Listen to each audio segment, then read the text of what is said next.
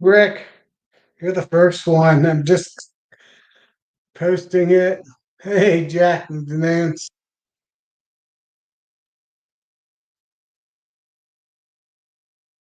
And I'm going to pin the message. All right. I'll be on. And Nance, hey, Mike. Nancy and I will be on tomorrow at 7 p.m. I'll be hosting it this week, this Wednesday, tomorrow. I just got on because nobody else is. No Bob again. I think I need to talk to Nancy and make Tuesday our day since Bob is unreliable at 8 p.m. or do it at 7 p.m. So, oh, I actually have a better picture up there. My bees are bearding big time, but um, I had 101 degrees yesterday with 96% humidity. Hey, Tom, you almost had it. Said Dunaway. Dente. Yeah, Dent. Um, yeah, that's what I meant. Um, and today I got up to 99. Pool water was 95 yesterday and 96 today. So you don't even get any relief jumping in the pool. Yeah, Danae, I got you.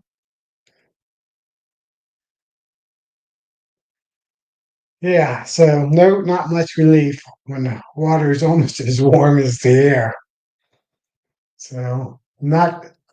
I'm trying to move three hives. Or actually, with this month, last actually 3 days ago, I had hive number, I believe number two, swarm on me. It was a big hive. I was kind of watching it, but I wasn't going in. I got four boxes on top of it, honey boxes, and if it swarmed, it swarmed, and it did swarm 3 days ago. And I got them in a double 10 frame, and they're still bearding on me.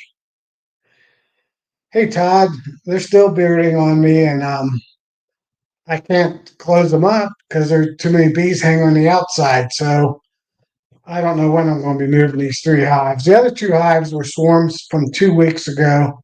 One of them was 6, 7 frame swarm. The other one was just a small, um, I guess like 4 frame, 3 to 4 frame swarm. Um, that came from hive number, not 14. That was hive number 5, I think. I can't remember. I want to move those swarms over to my second apiary in Hooven, Ohio.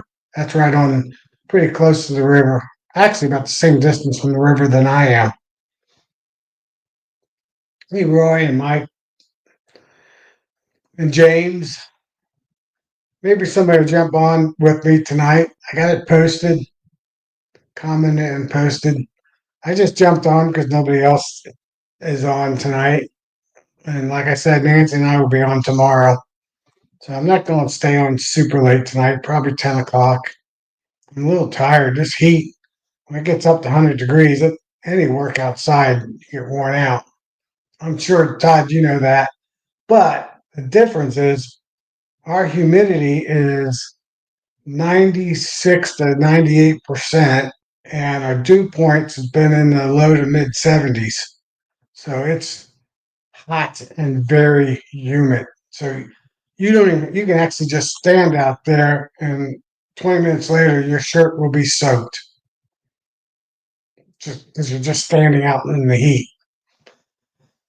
So cooking some medallions. Oh, that's soy medallions. So you can't get much better than that.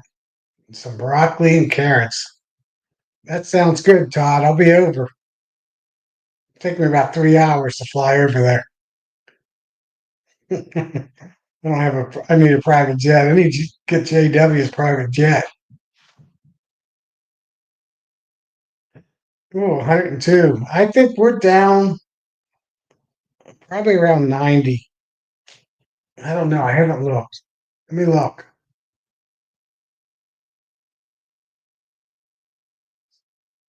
we're down to 91. So I was pretty close to my guess. So yeah, so you got me by 11 degrees right now. But like I said, you probably got 10% humidity, and we have 96, 97% humidity. I know this morning it was 96. I don't know what there are actually some thunderstorms popped up. Luckily, I mean, unluckily, I didn't get any. Hey, Pete, Colorado, the Mountain Man area. It's, and it's nasty out. Yeah, 12 today. You're just the opposite. You're hot and dry, and we're hot and wet. It's amazing. Get up to 100 degrees and you got 96% humidity. But that's we're actually probably hotter and more humid than most of the South right now. Um, we're all the same. Hey, Dave, DC Dave. Hope everything's going good there in the upper northwest, very northwest, just like I'm the very southwest of Ohio. Nothing else really doing good. I do need to check. I checked one of my swarms. That swarmed like it's probably been almost a month ago, 3 weeks ago. I checked that one and they did have a queen. So that's hive number one. They're up and running. I need to check hive number 14 and 12 because that swarmed a couple weeks ago. And then I'll be pulling honey in a week. I'll check hive number two. Hey Brian and Jen, I'll be checking them if they made their queen successfully.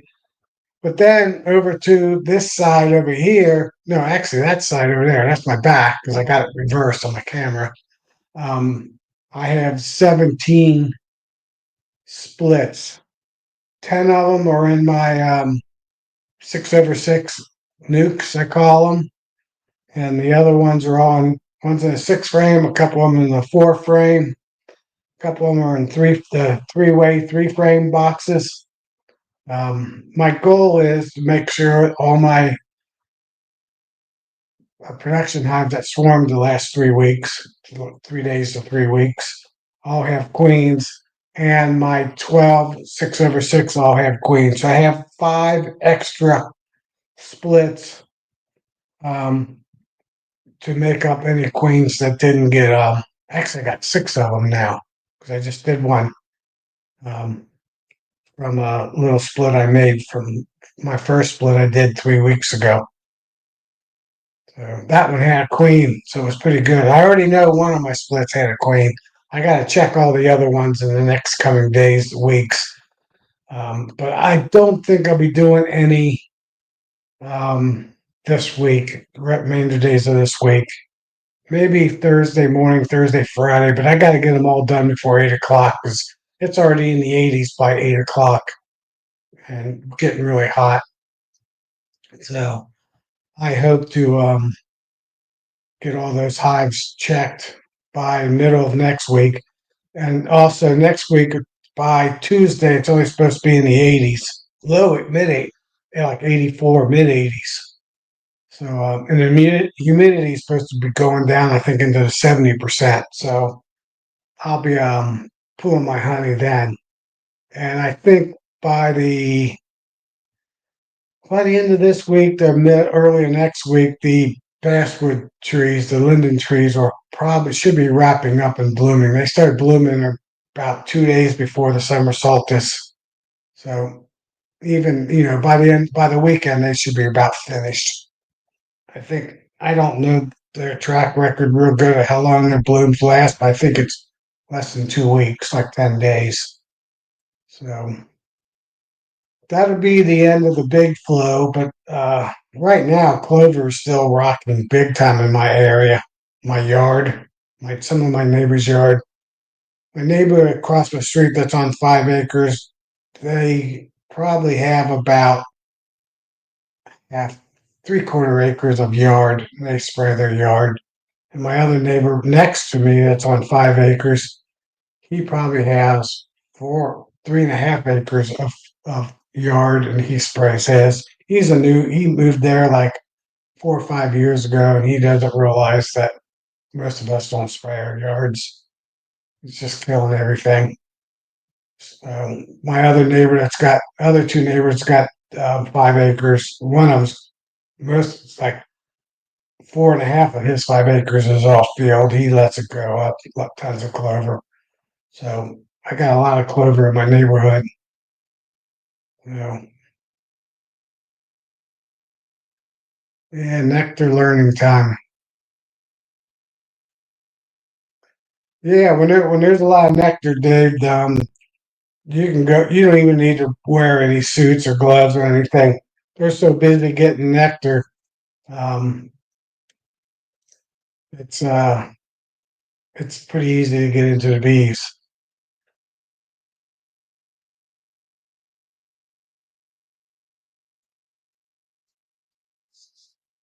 Yeah, okay. Let me put this one up there. Oh, Flower Street jumped in there.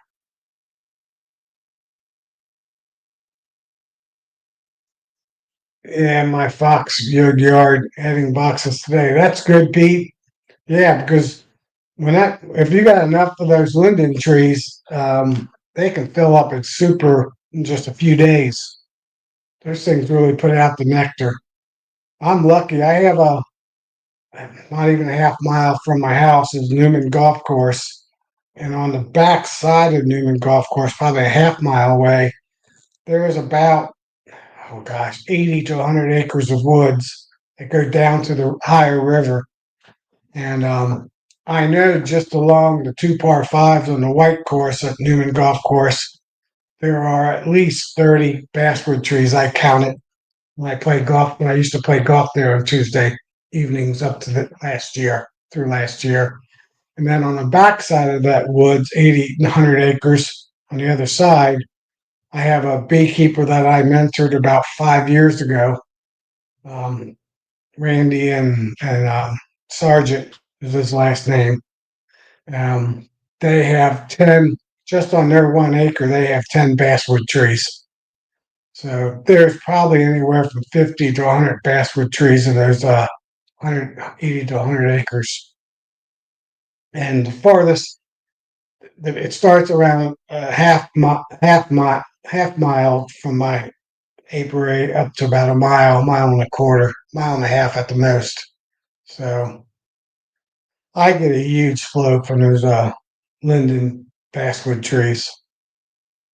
So probably probably my most reliable flow is the linden basswood tree because I think 2 out of 3 years the black locust trees is just a 0 to maybe 30% because we usually get a rain somewhere in that week they're blooming. And sometimes cold weather, even a frost. A lot of years we get a frost, kills them all as soon as they're blooming, or a good freeze right before they bloom, and they won't bloom then. Um, Tulip poplar is another one that's 50-50 because it rains, it washes them out.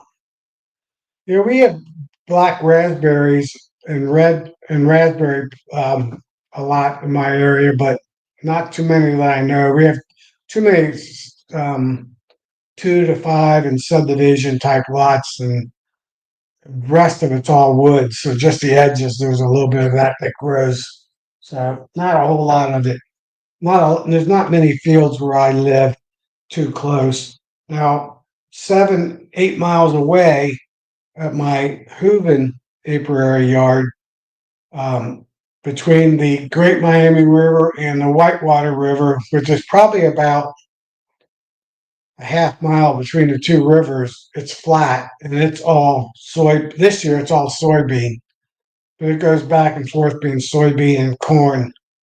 And I'm probably going to move my I'm going to move my hives over there pretty soon because most of the soybeans are blooming right now.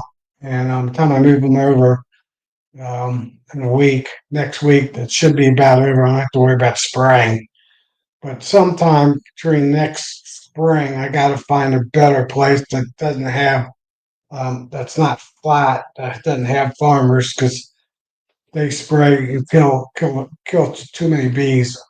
My hives there are big up to about this time of year, and then they go bust. and they don't make it through winter. And I'm kind of close to the Ohio River and the in Monsanto. It's a Monsanto plant, um, and too many chemicals down in that area. Hey, Matt. Hey, Tiny Creek. Um, and it's too risky in the area, so I'm going to move them. I got another 10 acres that's in Harrison, Ohio, but you just get to Harrison, Ohio, and it starts getting pretty flat. The uh, the really hilly Appalachian foothills ends just on the north and the west side, the greater west side of Greater Cincinnati area. The north and the east, it all flattens out. I mean, the northeast. The east is really hilly all the way to the Smoky Mountains, and then northern Kentucky, it's super hilly. Probably all the way down to about Georgetown, Kentucky, and it starts flattening out a little bit. Time you get down to Louisville, it's just a little bit of rolling hills, not much. So, Tiny Creek. Let me put my girls on some kind of heavy flow here in South Carolina, but I can't figure it out. Isn't the tubula trees blooming right now down in South Carolina? Or I mean, not that. I mean the sourwood. Um, I know Bob Benny talks about that sweet spot in sourwood, but I think he's a little conservative on his numbers. I think lower elevation. I think if the weather's right, um, other sourwoods also put out plenty of nectar, and you're probably right there. Sumac, yeah, Sumac's actually are very good. Mimosa and Sumacs are also two good ones. Man, my brother's farm, he's got at least 40 acres, maybe 50 acres that he mows down every February, late February, about the last freezes before things start warming up, falls out. And it comes up goldenrod, sumac. He's got tons of sumac plants around his lake. And man, I'd love to keep bees there, but he doesn't want me to. He lets me put swarm traps there, and I caught 3 swarms the last 2 years at his place, but no hives. And he's got tons of tulip poplar trees. I don't think he's got at least one monster. I mean, bass linden tree. I would guess it's anywhere from 8 to 10 foot in diameter. It's a huge tree. It's it's. I think it's a. He had a white oak tree that was about just as big, but he cut that down some years ago when he built the lake to pay for it, basically. Um, so really good stuff. Yeah. So yeah, Tiny Creek. I guess 1,000 feet, 950. Surprisingly, I'm right around 800 feet above sea level where I live in elevation. So higher than a lot of people would realize. But I'm on top of the ridge, and I'm actually in one of the higher spots, if not the highest spot in the county. Yeah, I used to always pull on the 4th of July because I was off that day or that weekend of that day, and took advantage of me not working. So now I'm retired, so I can pull anytime I want. I'm just kind of waiting for the flow to go. Yeah, Pete, you're way up there. Get another 4,000 feet, and you'll be up there where there's no timber. Isn't that 11,000 feet? That's what I'm thinking. So Yes, I might. I wanted to pull this week, and then extract them and put the put a wet super back on them with no queen excluder and let them fill them up with honey for the winter time, so I don't have to feed as much.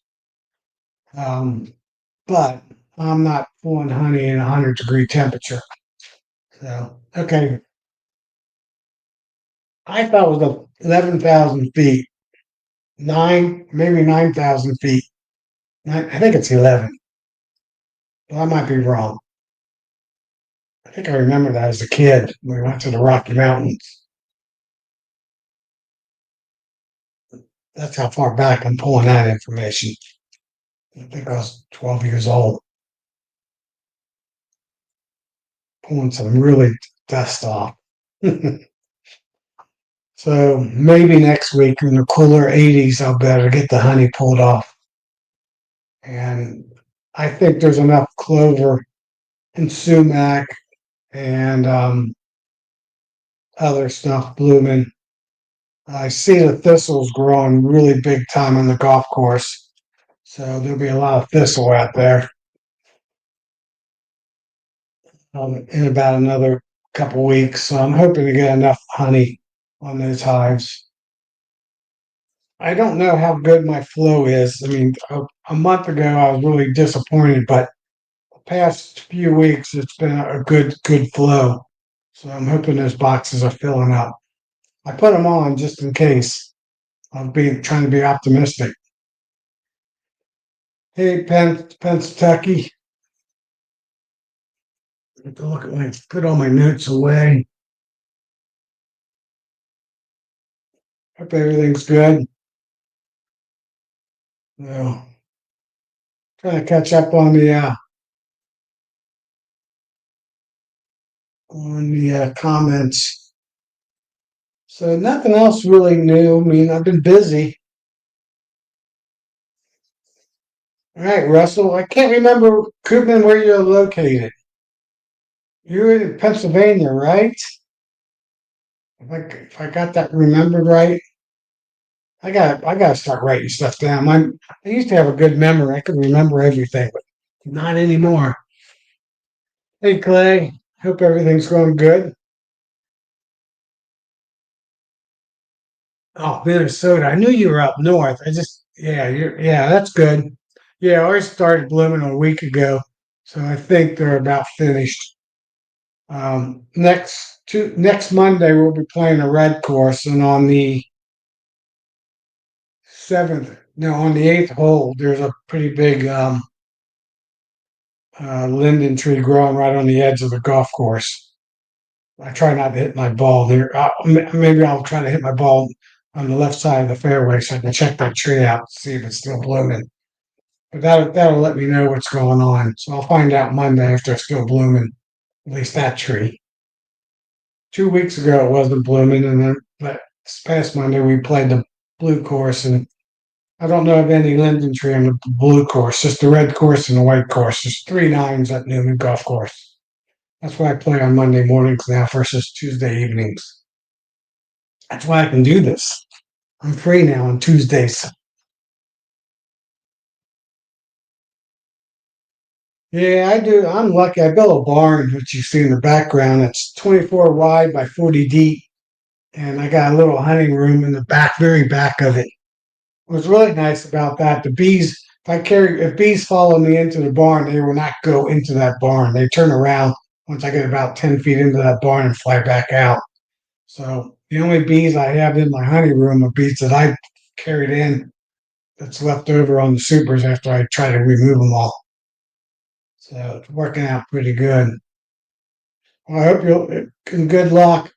And then at the end of this month, I'll be, the end of July, I'll broadcast out to my local beekeepers that I mentored and I sold nukes to in the last 5 years.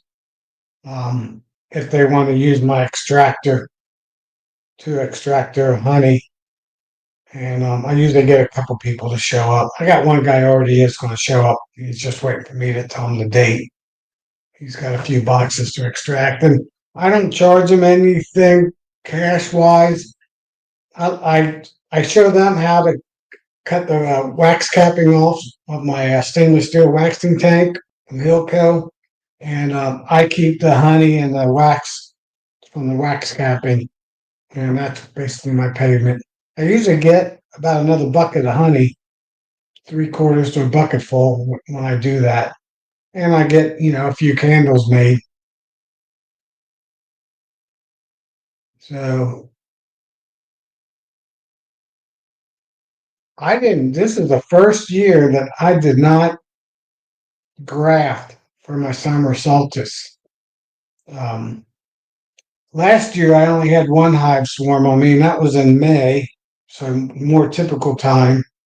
The year before that I had no hive swarm on me, and the year before that I had two or three, I think three hive swarm on me. So having four hives swarm on me um, was a lot for my hives.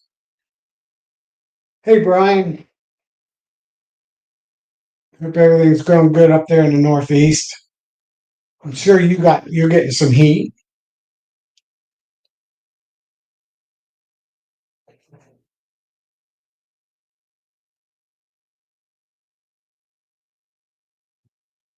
Yeah,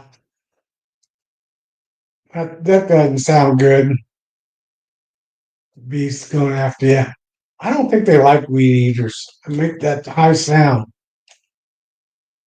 Yeah, Tom, Brian, I mentioned before we hit 101 yesterday, not index, real temperature, and I had 99 today.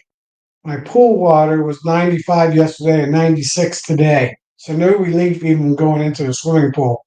My wife wants me to buy like 20 bags of ice to dump in the pool to cool it down. Yeah, I put a little video about that. It wasn't a beekeeping one. It was actually my pool being so darn warm. I think that's the warmest I've ever had at 96 degrees. So, yeah. I know my mower, I cut my crossbar on my mower and I don't have any issues. I once or twice had a beast chase after me, but they don't catch up to me or they give up by the time I pass them by. But that's about it.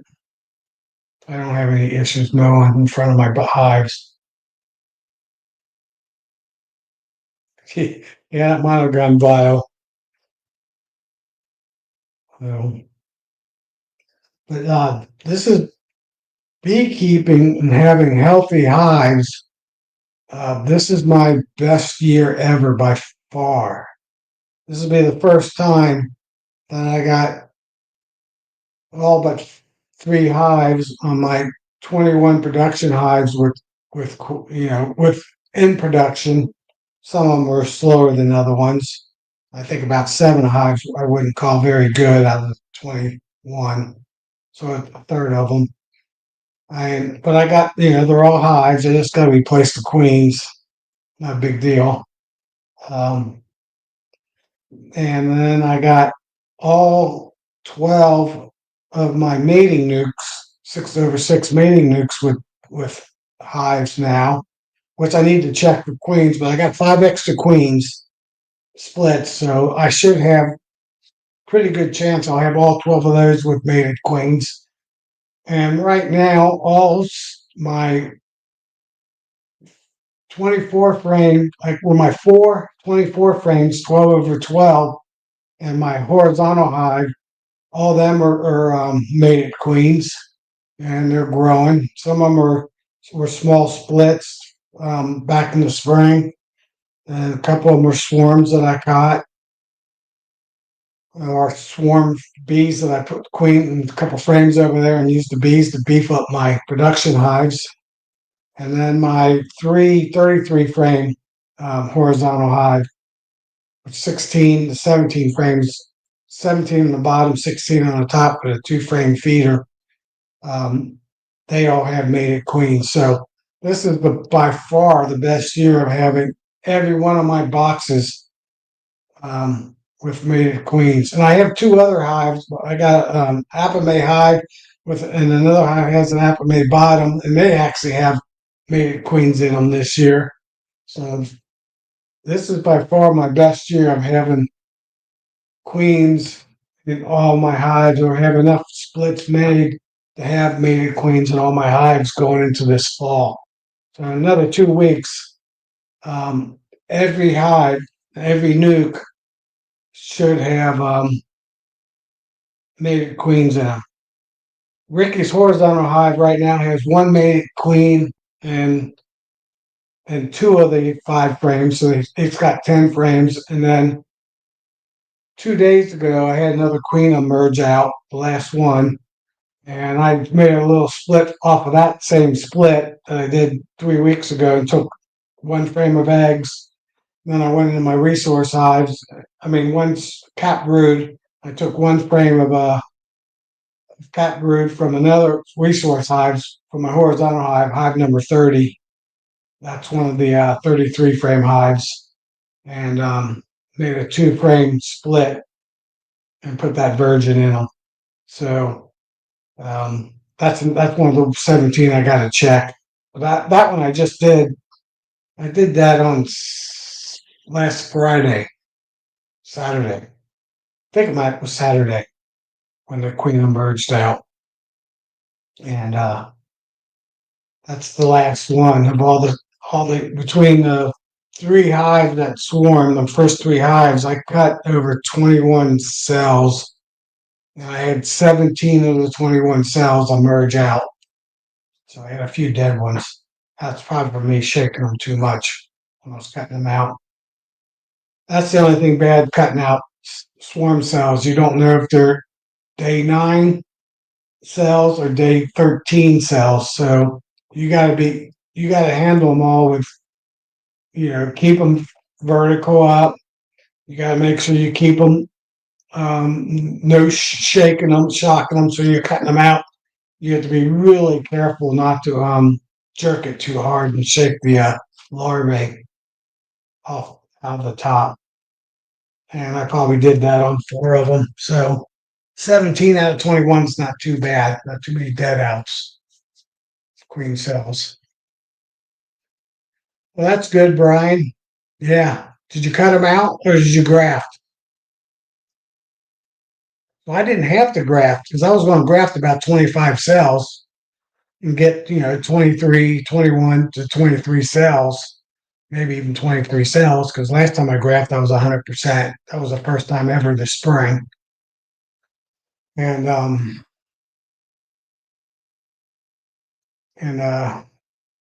didn't have to graft. So I used all swarm queens. Two of the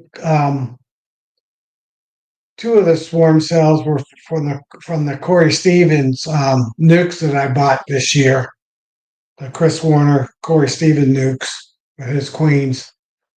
So I know they're good queens, and one of them came from hive number 1, which was my number 1 overwintered hive that I did my spring graft from, and those are Carney Caucasians swarm. So all 3 hives that swarmed at the first 3 were all like top-notch hives. So I didn't mind those cells. Got really good genetics in all of them. Some of them were really big virgins too. So it's good for that. So yeah, I'm with you, Brian. I'm not doing much either. Hopefully, no more bees swarm. They shouldn't. I know what caused my bees to swarm some years ago, probably 20 years ago, maybe 25 years ago, 30 years ago. Green Township decided to plant a bunch of these Japanese lilac trees in people's front yards along the road. And then people like them because they have big, beautiful flowers, big flowers, and clusters of flowers, I should say. And those bees that week when they were blooming, it was the first week of June, they were bringing in so much orange pollen. I've never seen so much pollen going into a hive as those trees were putting out. And of course, we had 4 days of no rain, And those 4 days, I went from one frame of pollen to 3 to 4 frames of pollen. I'm doing single brood management, and that cut the queen down to like 5 frames of laying, and she already had them all laid up. So I had 3 hives swarm on me because of that Japanese. A week later we had 5 days without rain, and I had 3 of them swarm, and then this fourth one's swarmed on this past Saturday. Man, I was beat too. I put my pool up that day by myself, basically. My wife helped me hold it up while I was putting up the uprights going around the pool. And I was beat. And I said, man, I haven't walked out up to my yard all day today, not since 7:30 in the morning. And I get about halfway up my yard and I look up in my swarm tree, same oak tree, and there's a huge, massive swarm in it. So at that time, I didn't know what hive it swarmed out of. And it was probably already 7 o'clock.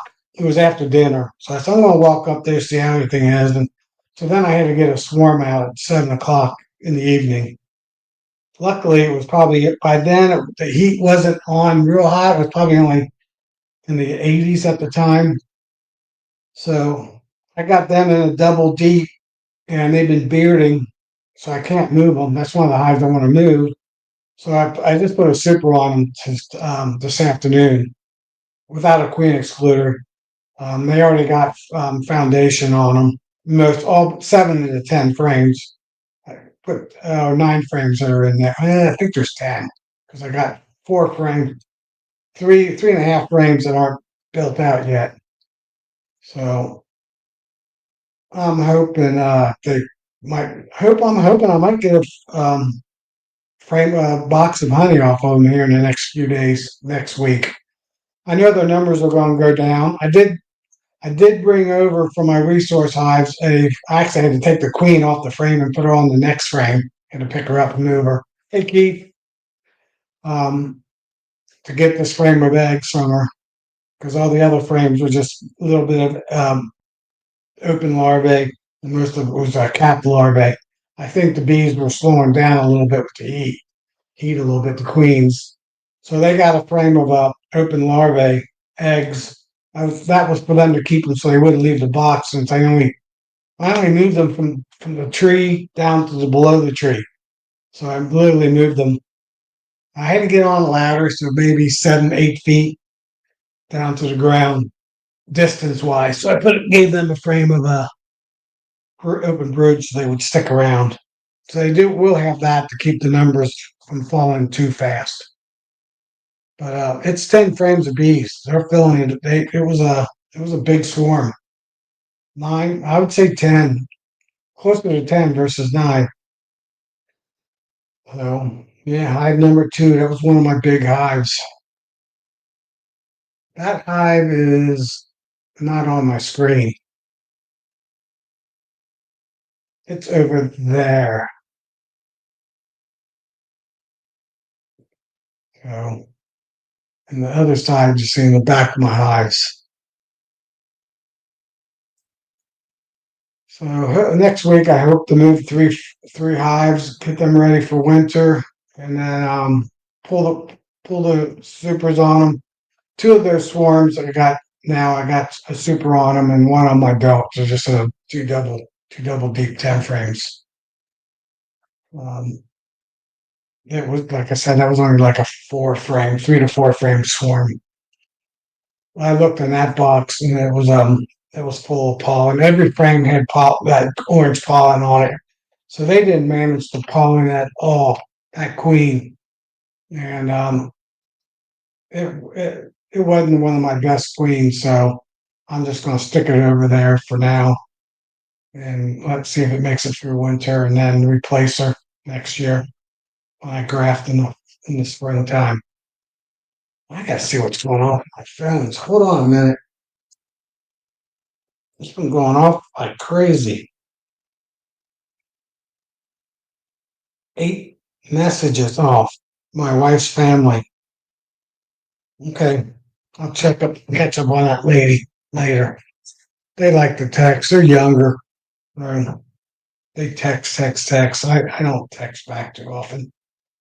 Only if it's something important. It's usually just junk. Hey, everyone that I missed. So hopefully somebody jumps on. I think. Let me see. I have to see who the. I need Clay to jump on sometime. We'd have a blast joking around. Let me see. I thought I saw. I know I did. I'm checking my all my comments. Matt can get on. I've seen him on before. Matt at Sandy Valley. Yeah. So I don't have to fill my time by myself. It's at 9:22 Eastern time, Eastern Daylight Time. So I'm doing good. I tell you what, I changed out my 21 production hives to the warm way, um, Langstroth 2.0 bottom boards, and I have the healthiest hives I've ever had in my years of beekeeping, and the biggest hives I've ever had. So I don't know if it's just because I'm retired in April and I had more time. Um, I do have a little bit better genetics versus past years. Well, the last 5 years, I've been trying to get better genetics slowly into the yard. I know that has a lot to do with it. I think queen genetics is a lot more important than people realize. Having good mutt bees with good genetics. And I'm not a big fan of Italian bees. I think they just don't do good when we have a week to 2 weeks of below freezing weather during the winter time. I just think it's too cold for them. I don't think they're good on other pests either. Yeah, better management, DC. Yeah, I was never. I wouldn't say I was bad before. I'm just still learning. I guess getting better and better. Having more time helps a lot. Helps a whole lot. And I think I'm a lot. Hey, Dodd, I think I'm a lot more flexible now too. I think I've learned after all these years that you can't go by a book and you can't go by past years of what's going to happen that current year. You got to just use it as a baseline. Um, Mostly on when stuff typically blooms within a plus or minus 2 to 3 weeks. I think here later I think the early springs it can be plus or minus 2 weeks, but I think by you get into late May, June, the trees are within a half week to a week at most different. So yeah, I've dialed in my genetics. I've now twice in the last 5 years gotten some VHS queens. I've now caught 6, 8, 11 Amish feral or Amish swarms right from their hives from my brother's farm. Since he's surrounded by the Amish, his farm is at least most of his neighbors, at least all the beekeepers in the area are all the Amish beekeepers, and they don't treat. When I talk to them, only a couple of the younger generations, the kids, they say the Amish people call them the kids. When they're on their hives, they're using oxalic acid vapor, mostly in the wintertime, and that's it. So I know I'm getting really good genetics from those swarms. So I've been putting traps on this property 4 years now. And the first year I caught one. I put two traps out and caught one. The second year I put three traps out, caught two. Last year I put three traps out and caught three. This year I put three traps out and caught three. I need to put four traps out there. Hey, honeybee compound. Maybe next year I'll put four traps out there because I used to push them I used to put um, swarm traps, two swarm traps at Holzer Hackman Garden Center where I do my classes in April.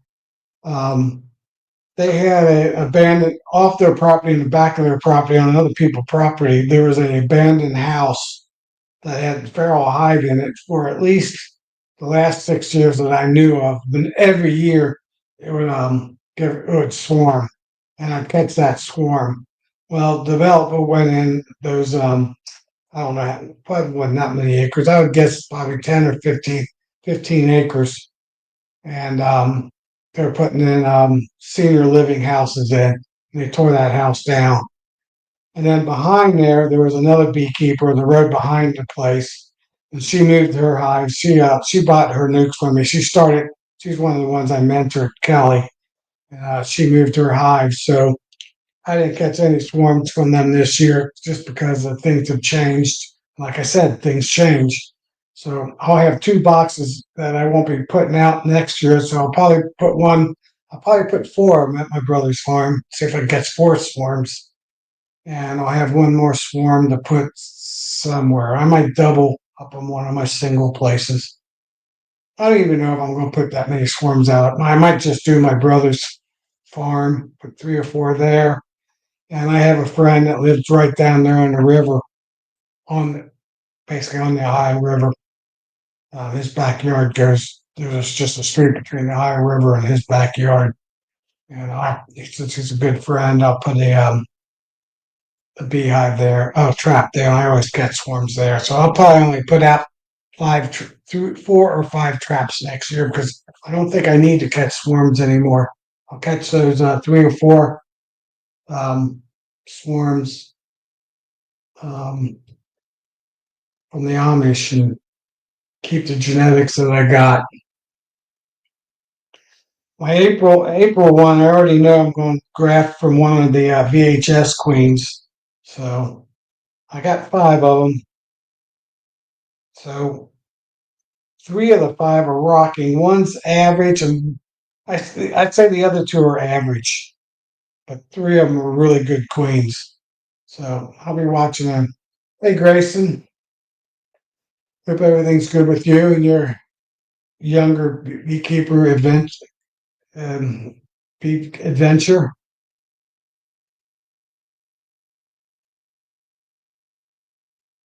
I tell you what, I don't endorse companies or frames or people and too much stuff like that. But I bought 250 acorn foundations from Bill Shenandoah Bees at Nobby early this year. And I don't know what kind of wax they put on those foundations, plastic deeps, but the bees will skip my premier frames that I also bought and fill out the acorn frames before the premier frames. That's saying something because I always thought Premier had the best frames, but it's not the frame. I know it's the wax. I don't know what their wax formula is, and they put something. My guess is it's got a unique smell to it. Their foundations, um, their frames. Sorry about that. Um, I don't know what they add to their wax. I got my bet. If I had a bet, they add some additive to the wax that they spray on their foundations, and whatever it is, it works. I'll make a video tomorrow. I put that that swarm, that 10 frame swarm, 9 to 10 frame swarm 3 days ago on the Saturday. I had them in a single D first, and then on Sunday, late Sunday night, that's when I decided I'm going to move that hive.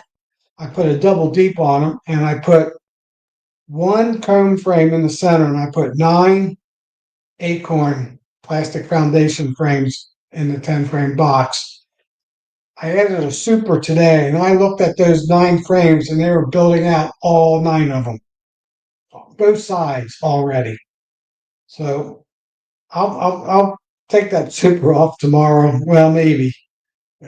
I got an obligation in the morning, um, but if it might be too hot.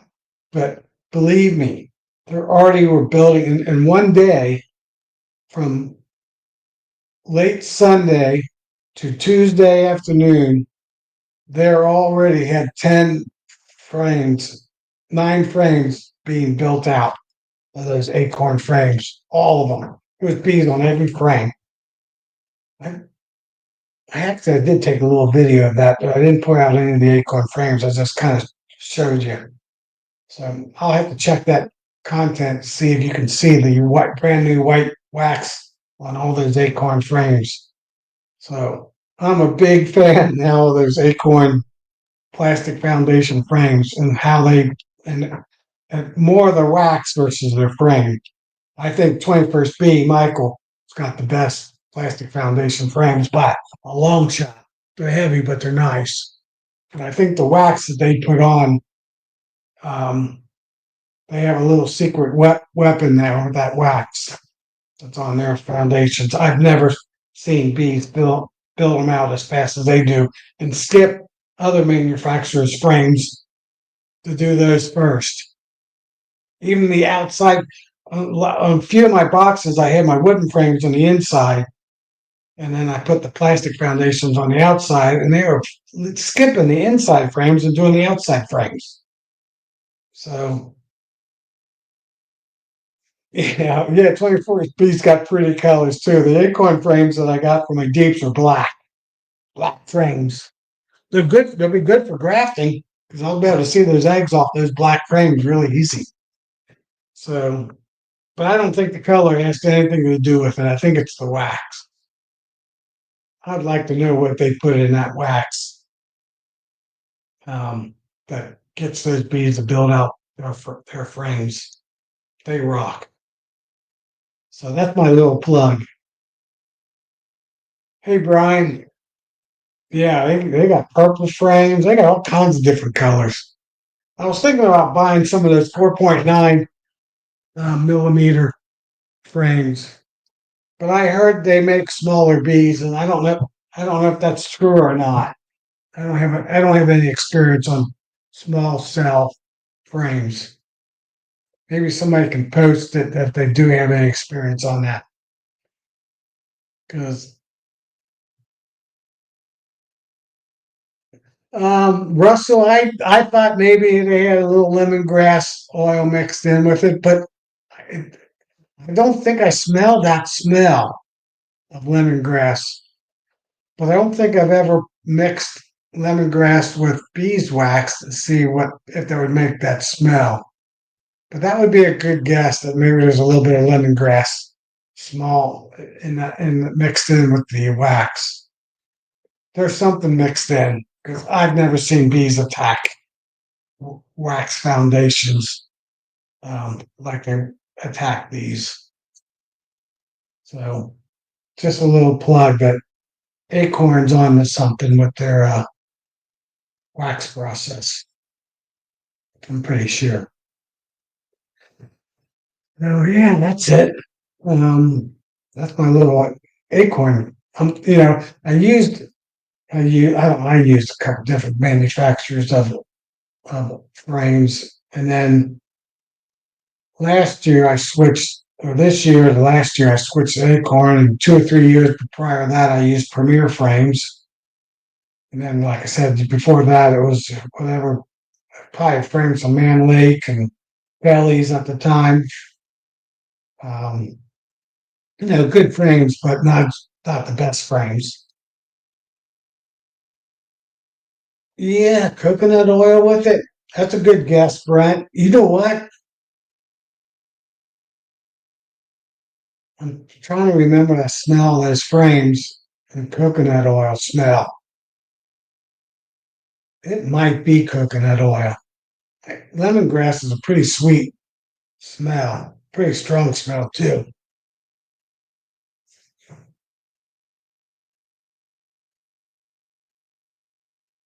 Yeah, secondhand frames. Yeah, I mean, one thing good about plastic frames is they don't get as much chemical consumption absorbed in like wooden frames do. So I am slowly going to convert out to all plastic foundation frames versus wooden frames. Just mostly for that reason. I'm trying to get any chemicals out of my hives as much as possible. So any dark frames I'm pulling out, I'm actually putting them in my swarm traps. Um,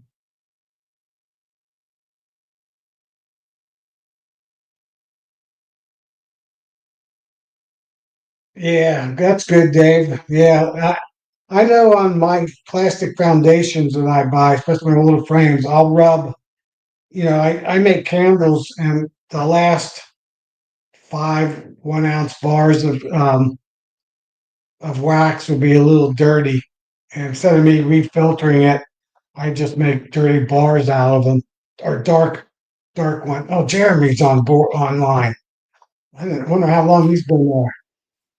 Hey, Jeremy, how you doing? Hi, can you hear me okay? Well, I can barely hear you. How's that? Is I that can, worse? I can, I can adjust my side, but I don't know about all the other people. Yeah, I'm using my phone and it's kind of broken. Oh, you're a lot better now. Okay, Yeah, cool. yeah, you're good. So, how's everything with you? It's going. I haven't jumped on one of these in a long time, so I just wanted to jump on. I haven't had much time lately, but yeah, I just pulled about 500 pounds of mesquite honey and still have a lot more to go, but it was too much work for me for right now. So Yeah, that's probably hot where you're at. yeah, here in West Texas, actually we have a cold front right now. It's like in the mid 90s. It ain't too Okay. bad. Yeah, you're used to heat. We're not used to heat. Yeah, yeah. And you probably don't have humidity. No, Uh, you, Not much at all. We did get some rain a couple weeks ago, and that was pretty humid. yeah. See, we're getting the mid upper 90s, 100 degrees, and we also have 96% humidity. Mm. Where you at, So Tom? I'm Southwest Ohio. Southwest Ohio. Okay, cool. So it Yeah, comes what? it comes right up the Gulf, up the Mississippi River, and up the Ohio Valley, the Right, Tennessee and Ohio Valley, and it usually makes it to Cincinnati. We'll get up to Cleveland. We'll get up to Dayton, maybe Columbus, and then if it's not near as hot and humid, it's up like where Brian Castle High lives in Northeast Ohio. He right. has totally different weather than I do. Yeah, out here in West Texas, it's a bit different. It ain't. Yeah. These are a little bit more. It's pretty Whoops. dry. Yeah. Sometimes you go in and out in your voice a little bit. Yeah, I think it's my phone. I need to replace it. I've got a broken screen, and it's just even when I record my videos, it just kind of comes and goes. I don't know if I've got honey and stuff stuck in there, but I just want to jump on quickly. Trying to start getting back in the chats and talk a little bit. But this year I've gone from 4 colonies. I rebuilt, so I'm at in the mid 30s right now. But got more splits coming soon, and then uh, hereafter in the next 10 days, I need to extract all the honey and move my bees to cotton fields. So there'll be another round Okay. of Well, splits after that. going from 4 to 30 is a pretty good jump. Yeah, yeah, it was. Um, I don't know if you knew me before, but a couple years ago I had around 50 or 60, but then I sold the company. So Yeah, once I, I think I remember you saying that you're up there yeah, at 50, 60. yes, sir. And then last year was kind of just four. I just kept four of them as a hobby, and then became a single man and said, "All right, let's start the company again," and you know, got to it. There you go. Yes, sir. Yeah, see how long you stay that way, right? I'm already in a relationship.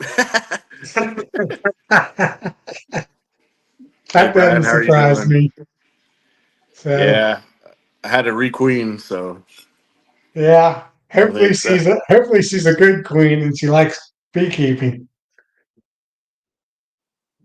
No, I've been like I said, when I see Bob or anybody on here, I'm just like, oh, who can try to at least get into the comments and say hi. Most of the time I have my little young kids around, so I can't even get on, but I'm kind of free for a little bit, so I'll be making more Yeah, videos. see, I'm a senior. I'm a senior, yeah, now, and don't all my kids have passed away, or passed, not passed away, but moved out. Grown up, yeah. Been moved out for quite a few years now. Right. So yeah, I've So got five of them from 16 years old to 1.5. So it's yeah, been wild, but my youngest just turned 28. So yeah, I think he moved out when he was 23. So I've been empty nest like for 5 years. yeah, I see Brian in there saying he don't like working the bees when it's hot, but for me, that's my only option. It's in the hundreds or whatever it may be. You see my videos; they're pretty feisty, but you got to work them. I mean, I work my day job, Right. and then I have the evening to work them. So You probably got a little bit more of that hot genetics in your bees. I've been importing queens, and even when I graft, my first round will be okay, but after that, I mean, they get feisty again. So I just keep buying queens. It's a lot easier for me. Even at that Gotcha. though, I mean, even the Georgia and California queens in the summer when it gets 110 or whatever it is and dry, they're pretty aggressive. They'll protect whatever they do. Yeah. I think any bee, if it gets hot and dry and there's no flow, gets a little edgy. Right, right.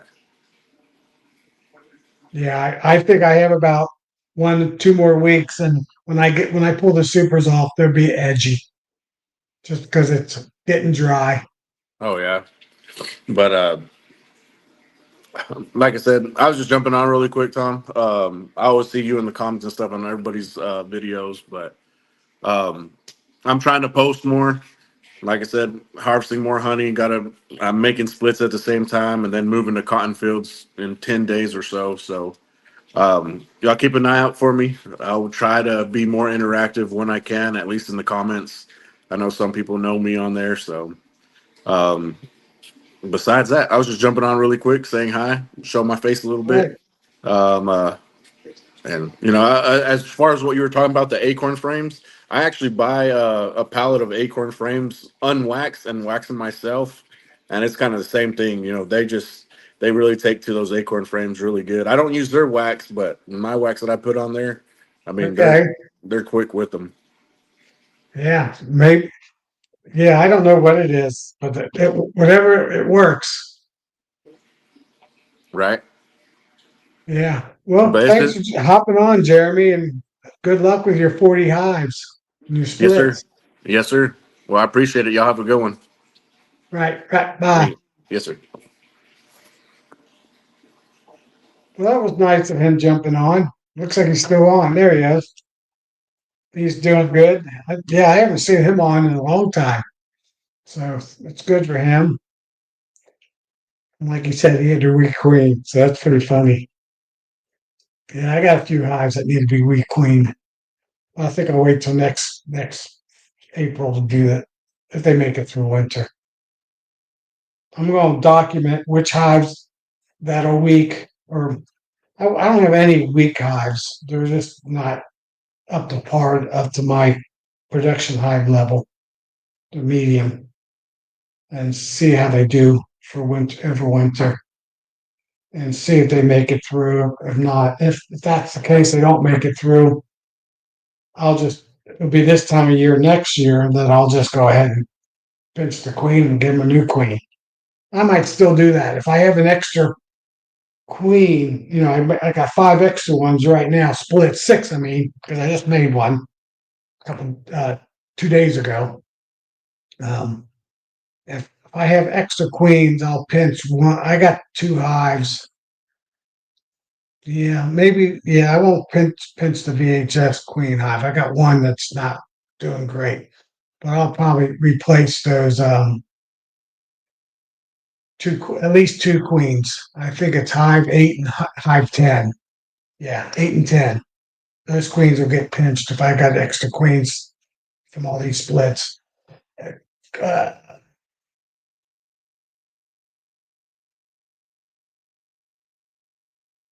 So Russell asked me about small hive beetles.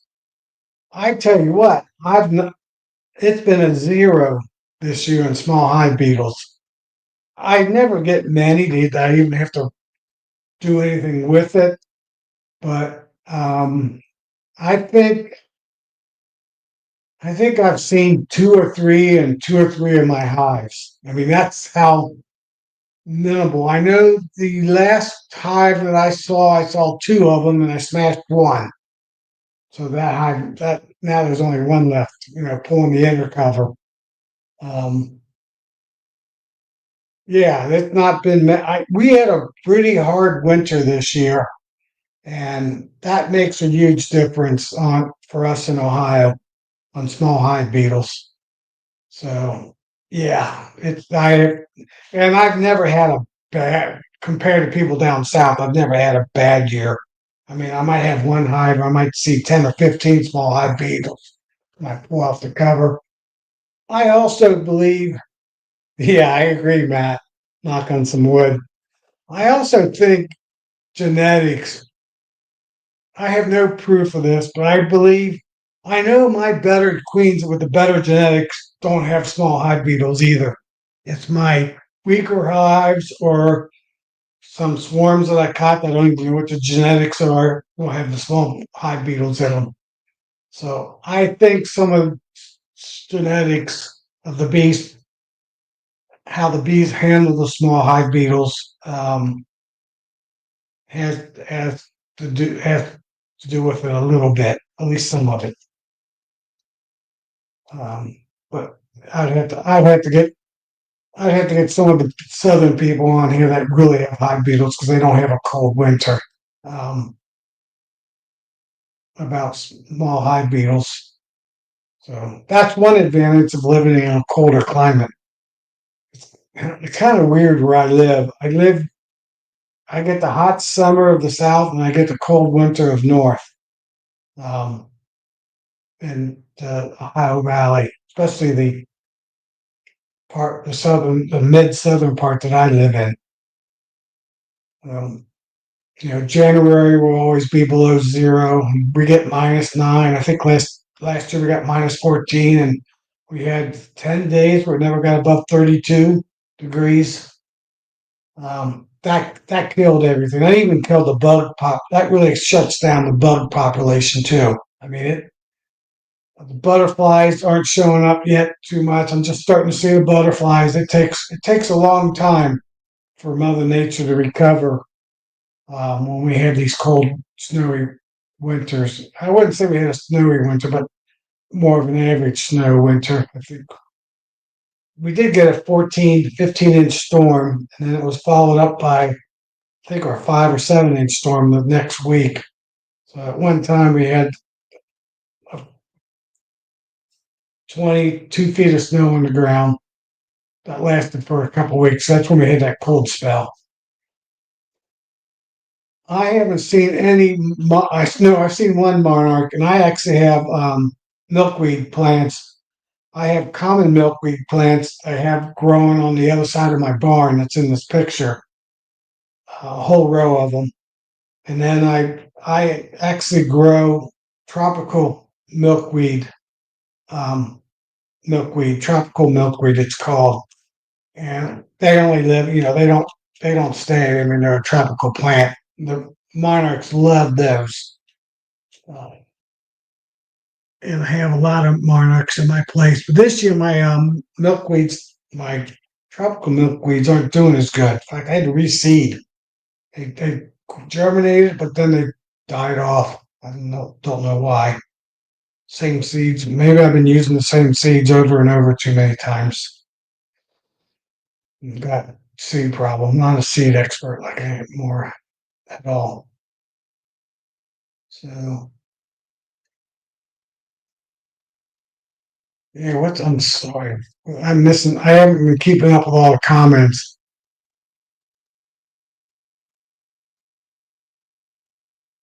Yeah, DC, I kind of agree. It's a little bit, it's easier, but not easier. I mean,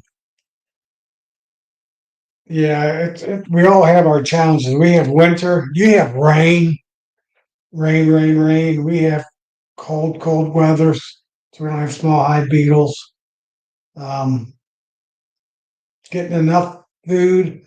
There's a lot of people in the north that don't understand about not how much honey you have in your hive.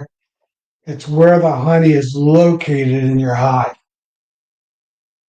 I always say that the honey's got to be touching the shoulders of the bees. It gets cold enough. I did a video on that last year when I had a package of bees in the barn of how tight they were. They do not move sideways one bit, not even a frame sideways. And they're slowly move up the boxes, but straight up. They're maybe if we have a warm spell, they'll move over one frame. That's about it. And I'll have so many people say, well, my hives, they didn't starve to death. They had plenty of honey in it. And I asked them, where was the honey? Well, they had it on the frames right next to them. I said, no, they didn't. They starved to death. If the frames, the first 5 frames in the middle, maybe 6 frames in the middle need to be honey. The outside frames don't even need to be honey because the bees will never be on those outside frames, at least in the first box, your first deep box. If you got another super or two boxes on top of your brood going into wintertime, the top box, they might be over a frame or two because they slowly drifted um, over the 4 months of winter. But that's about it. So, and a lot of times in February and early in March, bees will starve out because they're at the top and they've eaten. Even if you put a shim on and you put a sugar brick or mountain camp or fondant on there, they've eaten out the center and they starve to death because once again, there's no food on their shoulder. All the food's off onto the side because they've eaten out the fondant or the sugar brick in the center. So usually, in my case, if I see the bees are already up, I'll move in February, which starts warming up a little bit. I'll move the pieces of fondant. I did a lot of Hive Alive last year, or I'll put fondant on in February, right over the top of the bees, so they can move up into the fondant that half inch of fondant. Or I'll move my sugar bricks that I make pieces because they'll all be pieces or hollowed out, and I'll put those all into the center over the bees, so they have food touching their shoulders.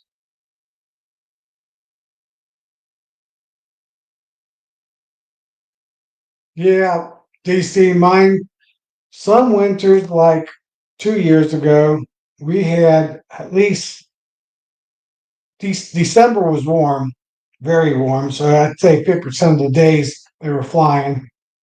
January, we probably had 7 to 10 days that was 50 to 70 degrees and they were flying. And then in February, it was extremely warm and actually trees were blooming. And then March was very, very cold. And it was one of the hardest years for beekeeping. This winter we had a cool, wet spring, but we had a spring, and it lasted through the whole spring. Pretty old day typical, but not last decade typical. What I'm used to, um, and that's another DC. You just brought up another good subject I want to talk about: winter bees. A lot of people don't realize winter bees become worker bees if they fly for 2 weeks. So one of the issues cold climates have that have warm, like DC has warm days. And if we have a more of a southern winter versus a northern winter, at least weeks during the winter time. Um, the over the winter bees will be flying to find resources on those warm days. And if they fly in December, January, and March, a total of 14 days, 10 to 14, or a little bit, maybe a little bit longer, they are now dead bees because their wings have deteriorated and they can't make it back to the hive the last time they flew out. And another issue that northern people have, except if you're way up north, um, by the time you get to February, all your winter bees are gone because they died because they were flying the previous 3 months. I have that issue, especially when we have southern warm winters.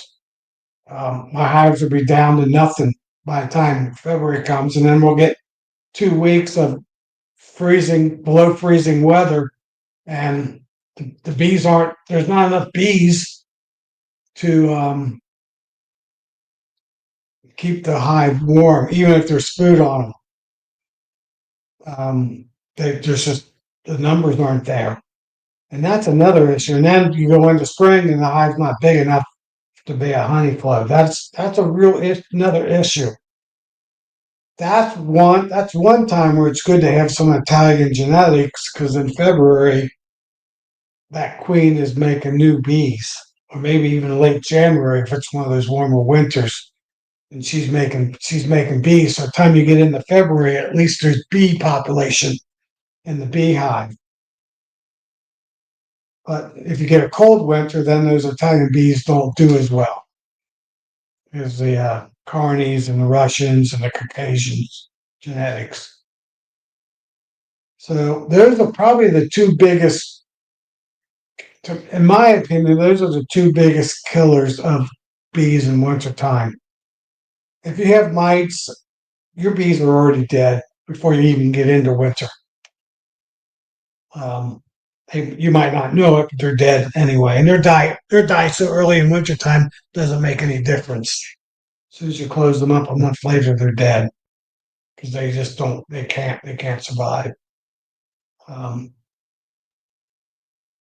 so those are probably the two biggest things. One, you have to watch your winter bees because they're not winter bees when they're flying.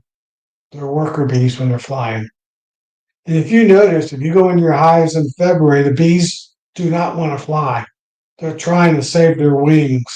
I think they are. I think they're that smart that they know they don't want to fly. And I'm trying to read DC's news while I'm talking.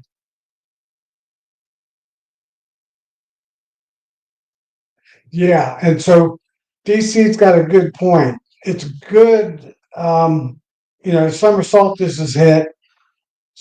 Pretty soon the queen's going to start slowing. I think with this heat, my queens are already starting to slow down with this high heat, at least this week. Next week, it's going back in the 80s. Probably Brian is probably going to be low 80s, maybe upper 70s, probably at least 5 degree difference. Um, they'll be rocking again. But I am going to make sure I'm feeding them through. I'm hoping all the way to Thanksgiving.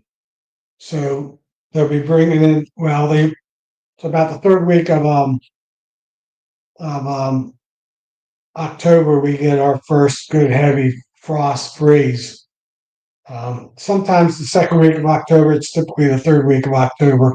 So that's when our pollen source will drop down significantly. Probably the only thing that survives there is the esters, and that'll be done in another week because we start getting cold. So I might even put a pollen patty on them, a small one, just a quarter of a pound, just to keep the pollen going for another month, and feed them pretty heavy syrup. I don't know if it'll be 2 to 1 or 1.5 to 1, something. All depends how much sugar I got left at that time. Just to keep the queen laying a little bit as long as possible before she quits. I also will look at see what the pre-winter is happening. I do really think we're in a cooling. Um, this reminds me of this early '70s. Um, this weather the last couple of years when I was a teenager. When we had the blizzard in Cincinnati and the Ohio River actually froze solid. You could actually people were driving their cars across it to Kentucky. Got that solid frozen Ohio River in Cincinnati. Hard to believe that river could freeze. I actually do believe we're going into that cycle again of being really cold winter. So I don't think I'll have to worry about winter bees dying off in the next few years, next 7, 8 years. Could be wrong, but that's my theory. I'll see. We'll find. I'll know. I'll find out. I already know we've this year. Well, this week's been hot, but seeing how long it stays hot. Like next week is not going to be hot. We're still getting these cold fronts coming through and dropping us 10 degrees. And usually this time of year, um, once it gets hot, it stays hot. Maybe not up mid upper 90s, but at least upper 80s, low 90s, consistently through to about the third week of August. And then we start cooling down a little bit. So having a cold front dropping us down to 84 degrees, I think I saw on Tuesday, is is a winter type cold front. It's just not that cold because we're summertime. So I still see that type of weather pattern still going on this time of year, which is really strange. It's not typical for the Ohio Valley to having cold fronts dropping that temperature, that 10 degrees, 15 degrees. So I got a feeling that's going to happen the whole summer, going into fall, and I think winter's going to be very cold. So I'm going to be building up my hive with as much honey as I can, feeding them, funny honey, going into winter and having. I think I'm going to get my. I got Matt's. I don't know if he's still on here. Recipe. I think I'm going to be making a lot of inverted sugar fondant this year. I've never made it before, so I'll be trying it out this year. I'll be making some candy fondant, and putting those on the hives. I think I'll still do the sugar bricks, and then in February I'll put the fondant on them to get me through the rest of winter. That's my game plan, I think. So hey, Brian. So it's 10 o'clock. I told myself I was only going to go to 10 o'clock. Time flies when you're having fun. I am having fun. A lot of good subjects today brought up by comments. So it is actually most people have pulled their honey. Um, if you pulled your honey, you're typically in my book, your season is over. You're starting the next season. I always start my season August 1st. Usually now to 1st of early July, I pull the honey. I have it all extracted. I have it in my 5 gallon buckets.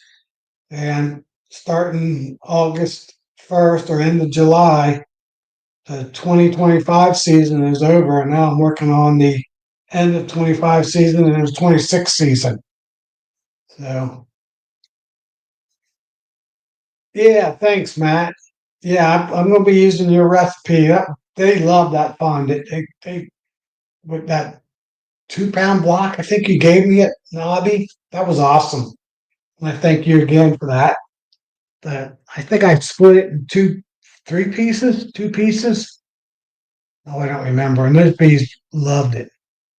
I mean, I made it in smaller chunks just for testing, see how they loved it. So I'm a fan of it. And I have an electric burner in my barn. I'll probably do it in my barn so my wife won't get mad at me. And I used to brew a lot of beer, so I have 3 gallons, 5 gallons, 7 gallons, 10 gallons, 15 gallon stainless steel pots in my barn from brewing beer. So I'll be using one of those, probably the 5 gallon one, and make some pretty big ponded batches, and see how it works out. That's one thing I don't do anymore is brew beer. I used to brew craft beers. At one time, I was a process manager for Samuel Adams in Cincinnati, and I was the process manager. I had anywhere from 12 to 15 employees working for me, and three different unions. And so I got to have fun. Learned a lot. Learned a lot about business doing that. Also, I reprogrammed the whole brewery. So yeah, that's cool, Dave. Yeah, I used to brew. I used to brew a lot, and some good beers. But now you can buy good beers, so I don't need to brew anymore. That's why I brewed because well, I could brew craft beers about half the price of what I could buy, and I could brew what I wanted to drink. Yeah, I think my body made me stop. I can't handle those. Well, I can handle them still, but I don't like drinking more than two or three of those good craft higher alcohol, 6, 7, 8% beers. So, or I don't want to anymore. Let's put it that way. Since I'm not a young pup anymore. I did turn 64 this past Sunday. So my wife's birthday is the following Sunday. She's 53 weeks younger than me. 1 year and 1 week. So we both got June birthdays on the same day of the week, whatever day that is for that year. So one thing good, I don't forget her birthday. And then my son's birthday is 5 days before mine. My youngest son, Sam. So like I said, he just turned 28 this year. He's been going out with this girl, his girlfriend. I can't call him his wife, but it's almost like a wife. Um, for 4 or 5 years now. So, but they're still not engaged. They don't have much. Well, she makes pretty good money. My son works for Hamilton County and took a pretty big pay cut, but he's got two pensions and a 401k, and he's putting money towards them, so he's not bringing in a ton of money, but he's guaranteed. He's pretty guaranteed to get a 5% raise every year, so he'll catch up eventually. I think he's been there for 4 years now, so he's slowly catch up. Hey, that's cool, Roy, that you got a son, Sam, that's a year older. Yeah, yeah, I got a Matthew, a David, and a Samuel. Three boys.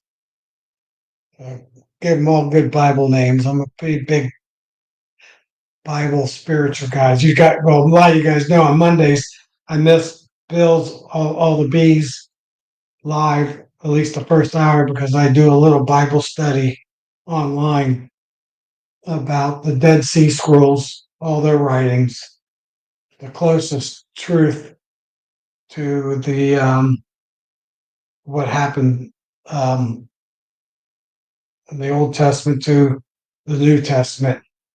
A lot of people don't know the Dead Sea Scrolls were started writing 300 BC to 68 AD.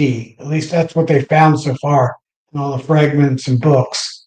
So it actually gets all the Old Testament, all the prophecies, and all the New Testament because they go right now up to year 68 and all the truther stuff. Well, thanks, Kimberly. All the truer writings are in the Dead Sea Scrolls. You'll be surprised how bad some of the Bibles are. Got bad stuff in them, man-made writings in them. You know, I do a little study on that on Mondays at 8 o'clock. It usually lasts about 45 minutes. Then I hop on bills, but I don't go on. I just listen, comment. So yeah, that happened because I don't know. Some of you guys know that I had a near-death experience in 7/11/03, and that changed me big time. It made me spiritual. I'm really anti. I can't say I'm anti-church, but I have not found a church in the United States that's not a cult. They all follow and change the true teachings. of the writings of the books, the holy books. I won't call them the Bible because so, so yeah, I understand DC, but I grew up as a Catholic, and that's a cult. That's not a religion. They're really bad. There is one in Missouri that I like, but I'm not moving there. But yeah, DC, I met him. I met the Lord. I met Peter. I was at the gate, at the open gate.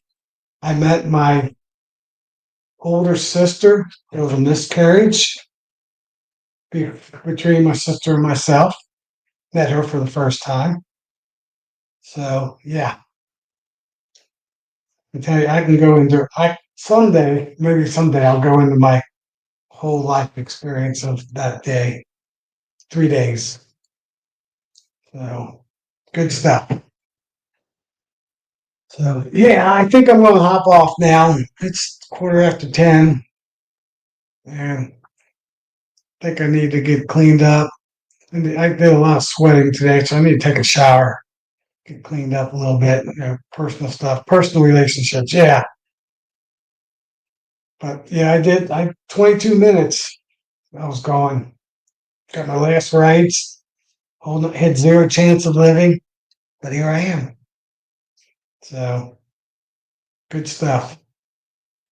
All right, so everybody have a good night, and I'll catch everybody tomorrow. Nancy and I will be on tomorrow at 7 p.m.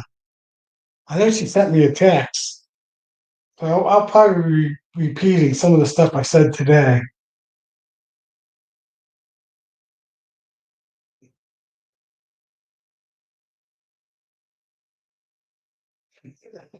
Yeah, Tuesday or Wednesday.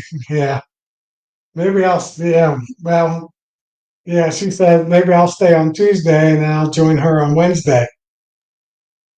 So we'll see what happens. We have to figure this out. Bob's making it difficult because he's on 1 week, once a month, and that's it. Well, everybody have a great evening and or night, depending where we live, and see everybody tomorrow. Night.